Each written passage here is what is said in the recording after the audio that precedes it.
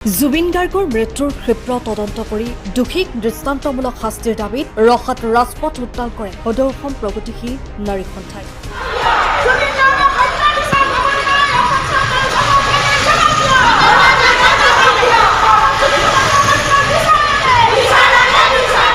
সদৌ অসম প্ৰগতিশীল নাৰী সন্থাৰ প্ৰতিষ্ঠা দিৱস বুধবাৰে ৰহা আঞ্চলিক সাংবাদিক সন্থাৰ কাৰ্যালয়ত অনুষ্ঠিতভাৱে উদযাপন কৰা হয়।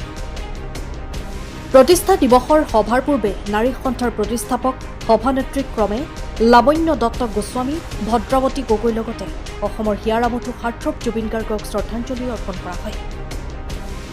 সভাখনৰ পিছতে প্ৰগতিশীল নাৰী সন্থাৰ কৰ্মীসকল ৰাজপথলৈ ওলাই আহি জুবিন গাৰ্গৰ মৃত্যুৰ ন্যায়ৰ দাবীত ধৰ্ণা দি প্ৰতিবাদী কাৰ্যসূচী গ্ৰহণ কৰে। এমাহেও আজি জুবিন গাৰ্গৰ হত্যাৰ বিচাৰ হোৱা নাই। এইটো আটাইতকৈ দুখজনক কথা। কথাটো হৈছে কেন্দ্ৰীয় চৰকাৰে এই ক্ষেত্ৰত নিমাখি আছে। অসম চৰকাৰে বিভিন্ন ধৰণৰ বেলেগমান কথা কৈ পেলাই জুবিন গাৰ্গৰ হত্যাৰ ঘটনাক বিভিন্ন ধৰণে লৈ যাব বিচাৰিছে।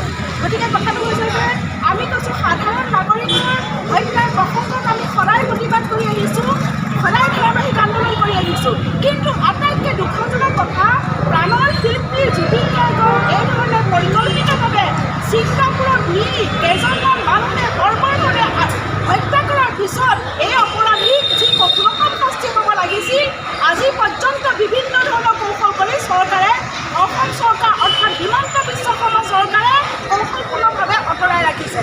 আমি কেন্দ্ৰীয় চৰকাৰকো দেখিছোঁ, কেন্দ্ৰীয় চৰকাৰৰ গৃহ বিভাগো আজি নিশ্চুপ হৈ আছে। আমি কৈছোঁ যে দেশৰ প্ৰধানমন্ত্ৰীয়ে যদি ৰাছিয়া আৰু ইউক্ৰেইনৰ যুদ্ধ এটা ফোন কলত বন্ধ কৰিব পাৰে, তেতিয়াহ'লে জুবিন গাৰ্গৰ হত্যাৰ প্ৰসংগ কিয় ছিংগাপুৰত চৰকাৰৰ লগত আলোচনা কৰিব নোৱাৰে? এইটো আটাইতকৈ ধিক্কাৰজনক কথা। গতিকে আমি বিচাৰিছোঁ, যেতিয়া জুবিন গাৰ্গৰ পত্নী গৰিমা গাৰ্গে 10 দিন সময় দিছে, ইতিমধ্যে 2টা দিন পাৰ হ'ল আৰু 8টা দিন আছে। আমি গৰিমা গাৰ্গৰ পক্ষত, গতিকে অহা 8টা দিনৰ ভিতৰত এই বিচাৰ প্ৰক্ৰিয়া শেষ কৰিব লাগিব, অপৰাধীক কঠোৰতম শাস্তি দিব লাগিব। আৰু যদি নিদিয়ে তেতিয়াহ'লে আমিও অসহযোগী আন্দোলন কৰিবলৈ বাধ্য হ'ম। এইটোৱে কথা। আজি আমি সদৌ অসম প্ৰগতিশীল নাৰী সন্থাৰ আজি আমি এটা আমাৰ প্ৰতিষ্ঠা দিৱস আছে। 15 অক্টোবৰত আমাৰ প্ৰতিষ্ঠা দিৱস হৈছিলে, 2090 চনৰ 15 অক্টোবৰত। এই প্ৰতিষ্ঠা দিৱস আমি বছৰে বছৰে আমি পালন কৰি আহিছোঁ। আজিও আমি এই প্ৰতিষ্ঠা দিৱসটো আমি ইয়াতে অনুষ্ঠিত কৰিছোঁ। ইয়াতে আমাৰ ৰাজ্যিক সমিতি নেতৃবৃন্দ আছে, নগাঁও জিলা সমিতিৰ নেতৃবৃন্দ আছে, ৰহা চাৰ্কল সমিতি আমাৰ নেতৃবৃন্দ আছে। ইয়াত আমাৰ দুগৰাকী আমাৰ নাৰী সন্থাৰ সভানেত্ৰী আমাৰ ইতিমধ্যে বিয়োগ হৈছিলে আৰু তেওঁলোকো আমি শ্ৰদ্ধাঞ্জলি কৰিছোঁ। আৰু প্ৰাণৰ শিল্পী জুবিন গাৰ্গৰ আজি আমি শ্ৰদ্ধাঞ্জলি কৰিলোঁ। আমি স্থানীয়ভাৱেও আমি শ্ৰদ্ধাঞ্জলি কৰিছোঁ, তথাপিও আমি ৰাজ্যিক ভিত্তিটো আজি শ্ৰদ্ধাঞ্জলি কৰিছোঁ। কথাটো হৈছে প্ৰতিষ্ঠা দিৱসৰ প্ৰাক মুহূৰ্তত আমি এটা কথা ক'ব বিচাৰিছোঁ। আজি সন্দিখনত সাম্প্ৰতিক মহিলাৰ ওপৰত যিবিলাক আক্ৰমণ চলিছে, ধাৰাবাহিক আক্ৰমণ হৈছে, বা মহিলাসকলক যিটো ৰাজনৈতিকভাৱেও মহিলাসকলে যিবিলাক আঁচনিৰ পৰা ধৰি যিবিলাক লৈ পেলাই কৰিছে, এইবিলাক সম্পূৰ্ণ মহিলাসকলক ডিপ্ৰাইভ কৰা হৈছে, বঞ্চিত হৈ আছে। আৰু বাকী মহিলাৰ ওপৰত ধাৰাবাহিক আক্ৰমণ চলি আছে, যিটো আমি ন্যায় ব্যৱস্থাটো আমি মহিলাসকলে ন্যায় পোৱা নাই। দ্বিতীয় কথাটো হৈছে যে জুবিন গাৰ্গ আজি এজন মহান শিল্পী, তেওঁ আজি প্ৰাণৰ শিল্পী, অসমীয়াৰ এজন প্ৰাণৰ শিল্পী আজি ঢুকালে। আজি যোৱা 19 ছেপ্টেম্বৰতে তেখেতে আজি মৃত্যু হৈছে।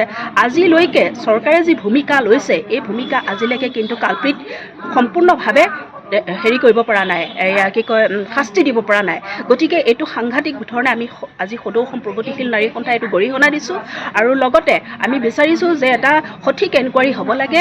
ছিংগাপুৰত গৈ পেলাই চৰকাৰে, আজি আমি কৈছোঁ যে ৰাছিয়া ইউক্ৰেইনৰ যুদ্ধ যদি দেশৰ প্ৰধানমন্ত্ৰী যদি ফোন কলত বন্ধ হ'ব পাৰে, তেতিয়াহ'লে ছিংগাপুৰত সেই ঘটনাৰ এটা সঠিক ইনভেষ্টিগেশ্যন কৰিব পৰাও দেশৰ প্ৰধানমন্ত্ৰীয়ে নিৰ্দেশনা জাৰি কৰিব পাৰে। গতিকে এইটো কিন্তু হোৱা নাই। গতিকে এইটো আমি বিৰোধ কৰিছোঁ, তীব্ৰ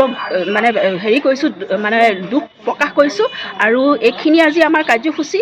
দ্বিতীয় কথাটো হৈছে যে আমি ইয়াৰ পিছতে আমি জুবিন গাৰ্গৰ লৈ পেলাই এটা আমি ন্যায়ৰ দাবীত আমি আমাৰ এটা প্ৰতিবাদী কাৰ্যসূচী কৰিম কিছু দেৰি আমাৰ সভাৰ শেষত। গতিকে এইখিনি আজি আমাৰ কাৰ্যসূচী। সময়ৰ খবৰ সময়ত পাবলৈ ফ'ল' কৰক টাইম অফ আছাম।